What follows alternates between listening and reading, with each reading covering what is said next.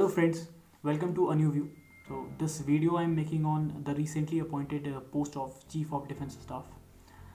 So why and what will be answered in this video. Why this post was required and what are the roles and functions of Chief of Defence Staff. So first, why? Friends, with the end of Kargil, war, a new debate started. That what about the higher level defense management, as in the Kargil war? There it was very much apparent that there is a certain level of friction between the different forces of Indian military. It was very much apparent that the Indian Air Force was brought in only after 3 weeks of engagement with the Pakistani troops.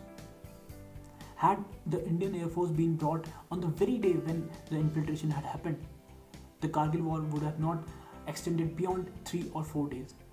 And we could have saved many lives. 474 soldiers died. 474 soldiers and officers got martyred in the Kargil event, misadventure. But this could have been ignored. This could have been avoided rather. So friends, these kind of discussions, these kind of debates, they started. More and more committees they were set up, and eventually it was decided that we need to have a higher level defense management.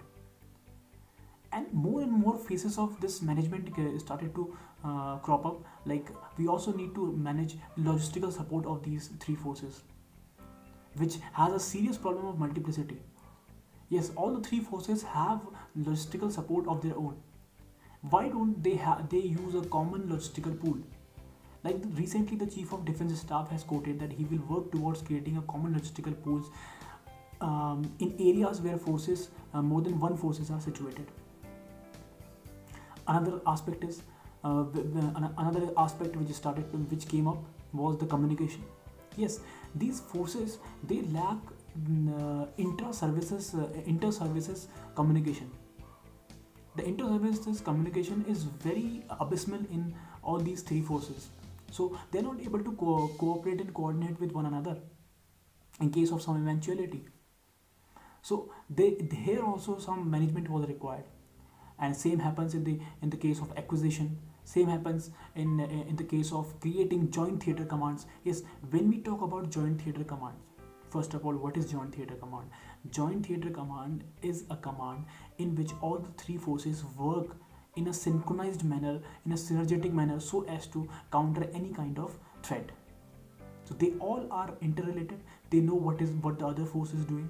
They know their roles and responsibilities, and no doubt remains in the mind of any kind of force.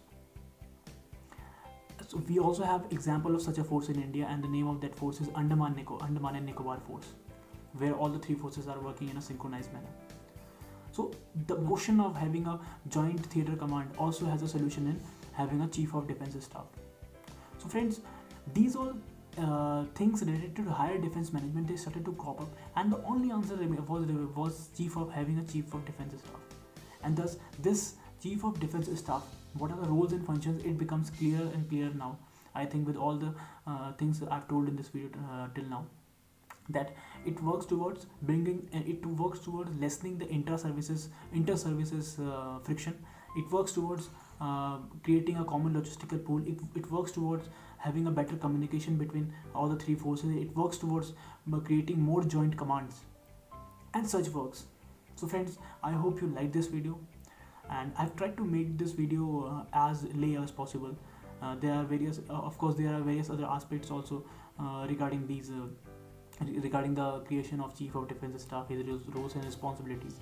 And there are also criticism about this post, but they are very subtle in nature, so I haven't discussed them in this video. So I would like you all to share this video and subscribe to my channel.